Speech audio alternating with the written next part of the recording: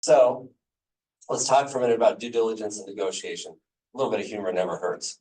So the point is here, you take a win when you can get it. Even if it's 10 minutes of bedtime, you take a win, right? And that's part of the negotiation strategy. Let's talk about negotiation for a minute. The key point here is, and some of you may know this, some of you may not. When you sell your business, let's take the very beginning of the process when the investment banker reaches out to 50 different potential buyers. And they'll send a one-page teaser and they'll say, here's this amazing company. It's growing 25% a year. It's got amazing technology, 50 patents, blah, blah, blah. And you get 30 out of the 50 coming in and saying, yes, we want to talk. We want to learn more. We want to understand all of this. At that point, at the beginning of the sale process, the company has ultimate leverage because there's 30 different people vying for your attention, and the investment bankers are going to down select to 5. And so at that point, you may get calls from random buyers saying, hey, buddy, pal, friend, remember we met at a conference 2 years ago and I cracked a joke about whatever, that was me. Will you make me one of the 5 finalists, right? Like, it's weird, but you start to get those kind of phone calls. You have the most leverage because there's the most competition at the beginning. The point is that as you go through the process, let's say there's, on day 1 is what I just described, and then 6 months is the closing date. The faster you go, or the farther you go to the closing date of the day before closing and a wire, you give up leverage. Every day that goes by, you start to give up leverage. And that's just the natural shift of the negotiation, because think of it this way. After you've down selected to 5, then you've down selected to 1, then you've done a couple of months of due diligence, and there's only one buyer left. They've done months of due diligence. You're exhausted. Your team is exhausted. And guess what? Half of your team has started spending the money that they're going to get at closing, even though closing hasn't happened. And they can smell the money and they're spending it before they have it. And then on the day before closing, the buyer comes along and says, we need to do 2 more months of due diligence and we're not ready. Well, who has the leverage now, right? Who has all the leverage now? They do. So you've got to understand the spectrum of, you have all the leverage at first, they have all the leverage at the end. There are certain things that you can do, your investment bankers will know how to do to preserve and keep and hold a lot of that leverage at first throughout the process. And those are best practices, which is a different conversation for a different day. But if you understand that and you work with your investment bankers and lawyers, they will help you. But that's the key thing to remember. The second thing is that when you down select to one partner and give them exclusivity, you've just given away most of your leverage. So you want to give away exclusivity as late as humanly possible, which in some cases, if you do it right and you're savvy, means like a week before closing.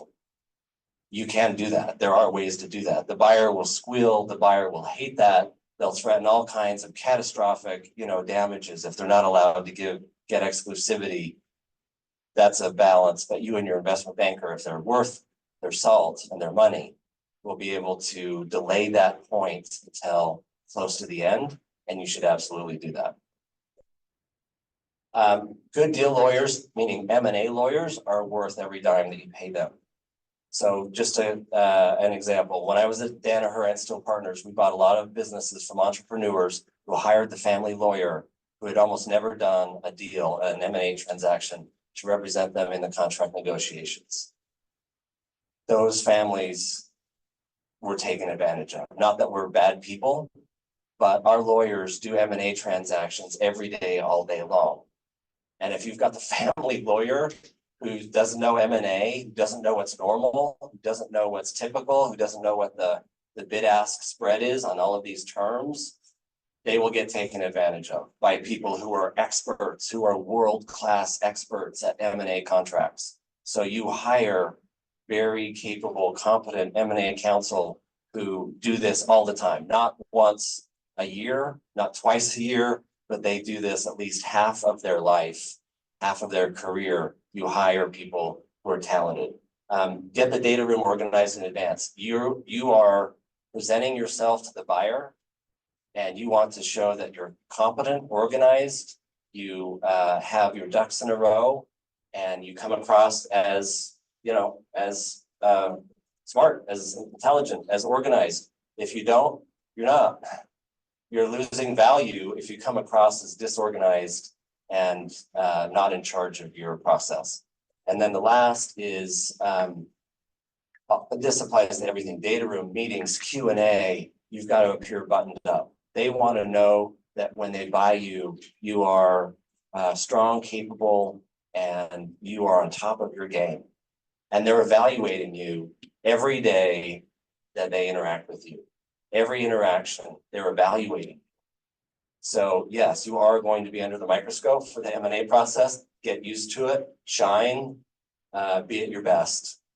There's a lot of value that's left on the table because the team comes across as disorganized and running bad processes. It's a couple of other things. Be flexible. Investment bankers love to beat their chest and say, we ran a process for XYZ company and we got them sold in 3 months. And they love that.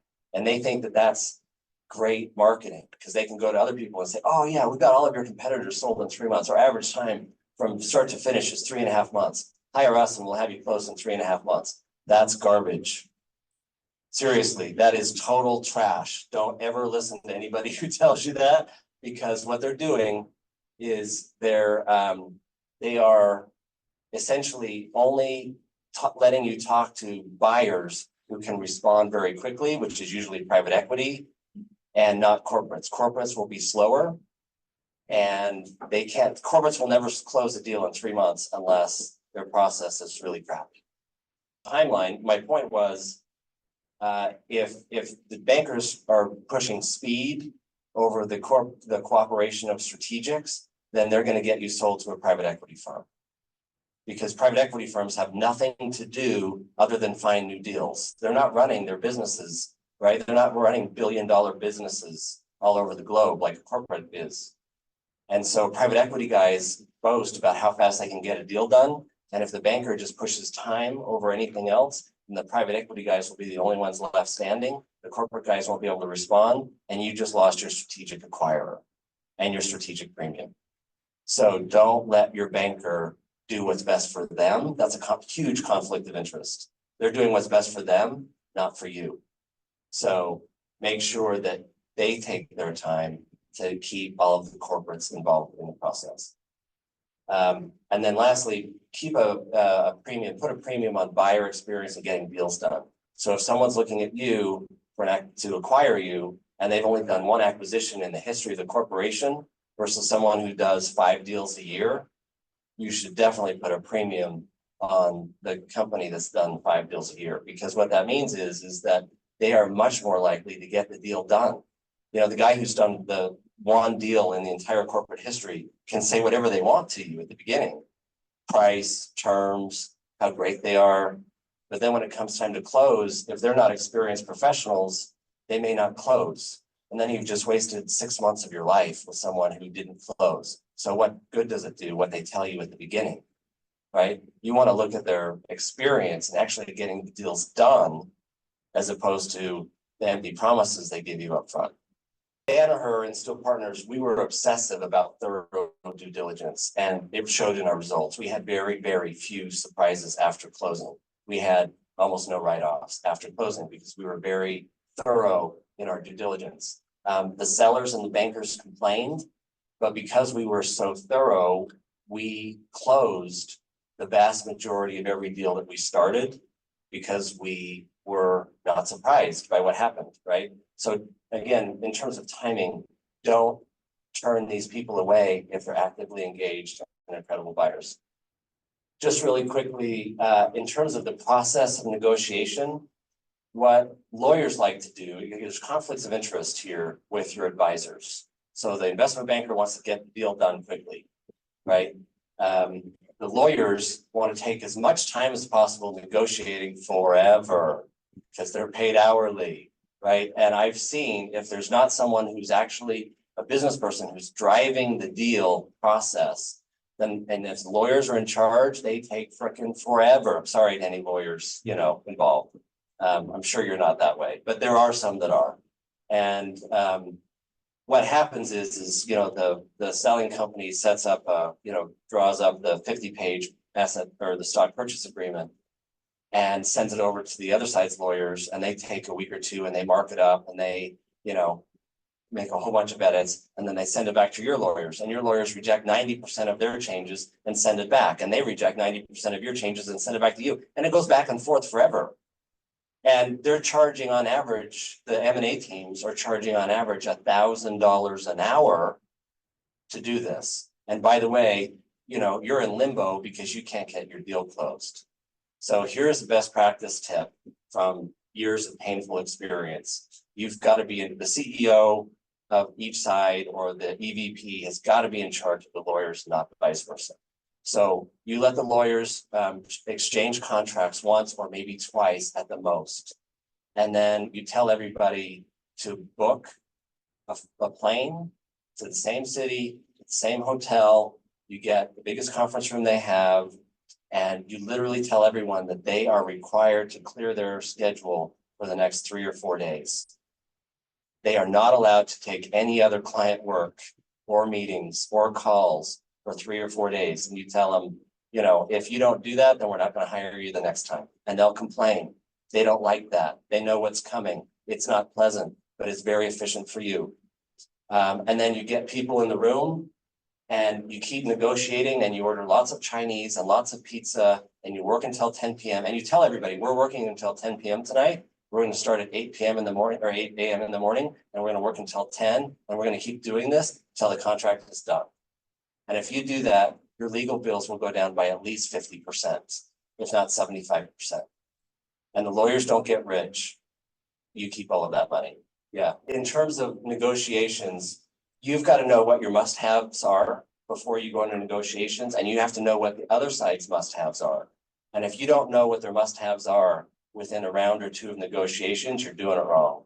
You need to know what's near and dear to them so that you can find a way to compromise, and you don't give up your must-haves and they don't give up their must-haves, and you find a way to find that out. The last thing is that in negotiations, this is just common, but if you haven't done this before, you go into these meetings, face-to-face meetings, and you say, look, there's 10 must-haves. I got to have these. Like, I'm not giving these up. There's only 5, but you make up another 5, right? So you've got 10. You say you've got 10, you've only got 5. And then through the negotiations, you say, look, you give up those 2 and I'll give up these 2. They were ones you're going to plan on giving up anyway. And then the next round of negotiations, okay, you give up those 2 points and I'll give up these 2 points, right? And then you get to a point that's mutually acceptable to everybody, and you haven't given up your 5, but you've traded away 5 that you didn't really care about. They're going to do the same thing to you. This is just how the game's played. But if you go in with 5 of your must-haves and not 10, then you're going to end up with 2. So just your lawyers, this is why you hire good lawyers. I promise they're worth their weight in gold if they're the right lawyers.